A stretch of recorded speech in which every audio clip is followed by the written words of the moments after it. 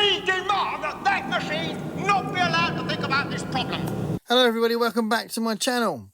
Welcome to my channel if this is your first time. This is a postscript video. This is a video I'm doing as a follow-up to a previous video I did because there's something eating at me and I want to make an extra point about banned books. So I recently did the banned books tag. Lots of people are doing it. It's a really good tag and it's important to discuss the whole subject of censorship and banning books. And the first question is bothering me. So there was I watched the recent one by Pat from Book Chat with Pat.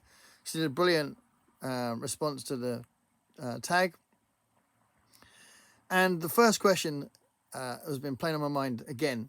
So the question is, do you deliberately seek out banned books? And we're all saying, yes, I do, because it's important to talk about these books, why they've been banned, blah, blah, blah, blah, blah. But I think it's kind of, there's another way of looking at this question. And that is that the thing about the thing about the books that are being challenged and banned and taken out of school libraries and all that, is that there's such a huge range of books, and that these are classics. These are books that are deemed to be important, that people have said are great literature. And if they're not that, if they're more recent, they are often depicting a certain lifestyle that is important to kind of get across to someone who doesn't live that lifestyle. And it's that kind of point of view stuff that you get from literature that you don't get anywhere else. And also there's another couple of other points I'm going to make about how these books, it's not, you're gonna fall on them by accident, because these are classics. These are books that everyone should be reading and everyone would read if they weren't removed from libraries and schools and blah, blah, blah, blah. So it's something I do actively seek out banned books as part of this project. But if I hadn't done that, I would have been reading books that were challenged or banned. And you would have been as well. Anyone that reads books would have found some books that are like that. And that's a really important thing to stress here, I think. It's a really big point that there's a huge effort being made over a long period of time in different countries to censor or restrict important pieces of literature. You know, things that are considered to be important, things that are doing something very important through their text. Could be something philosophical, it could be something literate, it could be something political, it could be something that is progressing society. And this conservative doctrine is making these things less mobile. You know, these books are less visible. And it's really important to say that these are not just some weird books that we're seeking out to celebrate them because, we need to kind of put these back into the into visibility. These are books that are really visible. These are books that are studied across the world. These are books that have been celebrated for decades and decades and decades. So I think that's a really, really important point to make, that I think to say, do you seek out banned books is like saying, do you read a lot of books? Do you know what I mean? There's so many books here that are just part of our culture. So, for example, there's some areas of America at the moment that are just literally banning all sorts of Stephen King books. And I thought it'd be nice to get out my copy of it. It's actually a really pristine copy.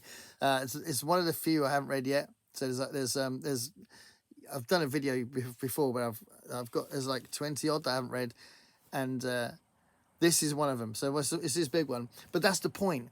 This is his most celebrated work. This is so many people's favourite Stephen King book, and it explores fear. It is apparently, I haven't read it yet, but it's apparently a great example of storytelling.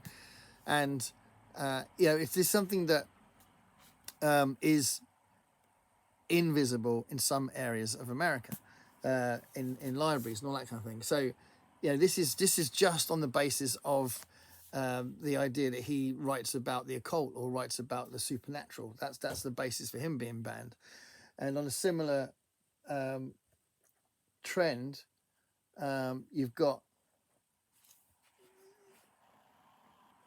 you've got some lifestyle stuff here. So you've got like this one and this one. I'm going to use these two here. Perks of Being a Wallflower by Stephen Chomsky and Giovanni's Room by James Baldwin. These are banned because of some people that think they've got the authority to say this. They think that this lifestyle should not be encouraged, that they don't agree with the contents of the books, so therefore no one else should read it. You know, these are considered classics, and you know, this is great writing. So this is something you would fall on if you weren't looking for banned books deliberately. You would fall on these books. You know, same with Of Mice and Men, John Steinbeck. How many people have read this? Billions of people have read this. This is on all the school curriculums across Britain and probably a lot of areas of America. I know that this has been studied in American schools. If that's now an issue, it's flying in the face of an historical attitude to this book, that it's important and that it discusses and explores those left out of the American dream. You know, this is important. You've got a more extreme version of that is Last Exit to Brooklyn, which is bleak in its depiction of American life, but it's considered a classic. If you didn't know it was banned, you'd probably find it anyway. You'd read it anyway because it's seen as a classic. You know, this is been reprinted loads of times, and this edition is part of an imprint where they bring out these classics. You know, that's the point I really wanted to make, is these books are gonna fall into your hands. You know, these books like this, Morrison's Beloved, that tackles racism head on and talks about some of the uncomfortable truths about slavery. This is something that the Western world post-slavery has considered an essential part of our development, that we discuss these things. So we would fall on this. It's not about necessarily seeking books like this, although it's good to do that. But I think a point has to be made that these are just classic books. They're not even these weird books that are trying to progress society in some sort of radical way. These are just classic books. Ray Bradbury's Martian Chronicles, one of his most popular books, possibly his most popular book, I'm not sure. And this was banned as well. And, you know, this is a great example of early science fiction before we had any kind of information about Mars, and it's great storytelling. There's some really good political analogy stuff in here as well, but ultimately this is great storytelling. It's Ray Bradbury, it's great storytelling, you know, and you would fall on this. You would just think, I'm going to read some Ray Bradbury. You'd fall on the Martian Chronicles, even if you didn't seek out these books. These are classics. They're not weird books, and I think it's a really important thing. Frankenstein, clearly a classic, and this has been still studied all the time. You know, my friends in the English department are always talking about this and what they're doing with it and all that sort of stuff. And this is an absolute classic from the early 1800s, 1818, 1831, or 18, yeah, I think it's 1831. This is such a huge part of our culture. It's an enormous part of our culture. This is a classic, and it's had a huge influence on our attitude to the monster, an attitude to science, an attitude to playing God. There's so many themes that it covers that we have discussed in our society ever since. This is a classic. This is not some weird radical book. The Trial by Kafka, exceptionally important book that talks about the powerlessness of an authoritarian regime that will conquer someone through confusion and through deception and through misinformation. Joseph K. in this book is led completely blind into this trial. He doesn't know why he's on trial. It's so important, and it's considered important. It's considered a classic. You know, these are not radical books. You know, and then if we just explore another way of looking at this, so that's not banned, but I want to just explore the idea. Well, this was banned. The Communist Manifesto was banned, and is still banned in some areas. So Marx and Engels' manifesto for the Communist Party This is my knackered copy. I'll get a new one at some point. But clearly, some people thought this was dangerous. And this is such an important document. It's had such an influence on, liberal left-wing politics, however you want to phrase it. It's so important, this document, And that was banned. But there are some things here that I thought it'd be interesting to explore. Well, what if this was banned? Because ultimately, banning a book is about someone in authority not liking the message that's getting put across the book, and they think it's dangerous to society, and they think their vision of society, in their opinion, is more important than anything else, right?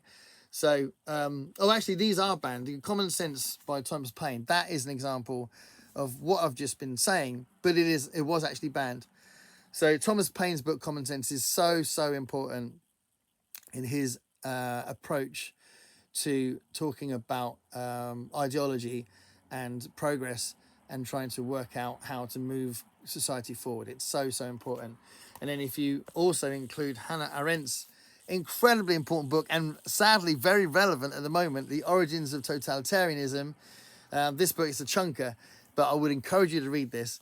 But again, if you're not happy with something being spelled out and the alarming things that can happen to a democracy being explored in this book, then you will try and ban it. And, I'm talking about a book that is seen as a classic because it's not radical. It is just looking at totalitarianism, which any normal, ordinary person would see as horrific. But moving this forward, right, if you thought, well, maybe there's some justification in that, it could lead to any books on paganism being removed from schools, libraries, shops, etc., from society because it was deemed to be too dangerous because paganism was seen as dangerous.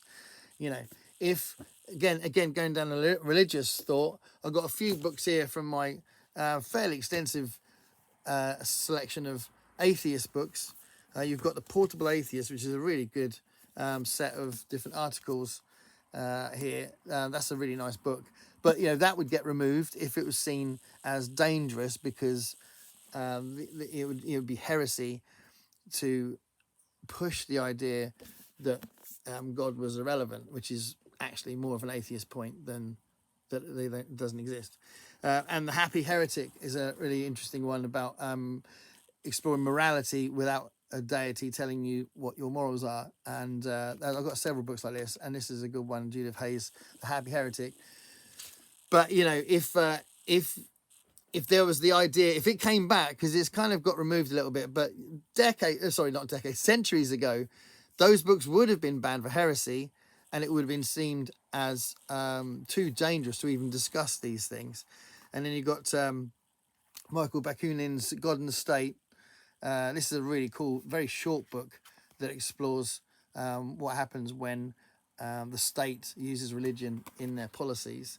So that's really good. And then, if just Marxism in general, if it was seen as dangerous, then something like this, The Dictionary of Marxist Thought, which is a really cool book. It was one of my favourite non-fiction books.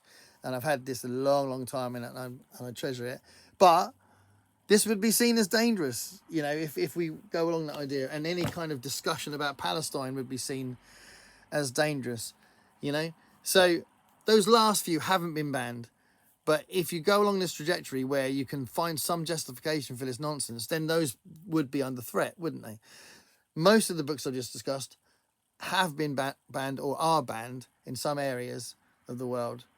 And those books are seen as classics. They're not weird, radical, dangerous books. So that was my big point. So it's my little follow-up to the banned books tag. But I really wanted to say it because I think it should be explicitly said that this is not about looking for books that are quite unusual, that they've been tucked away and hidden because of something about the book that makes them radical.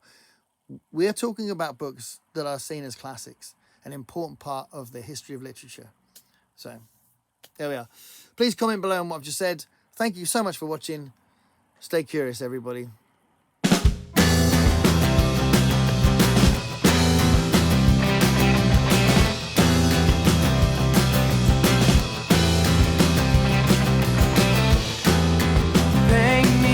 Picture of what it's like to be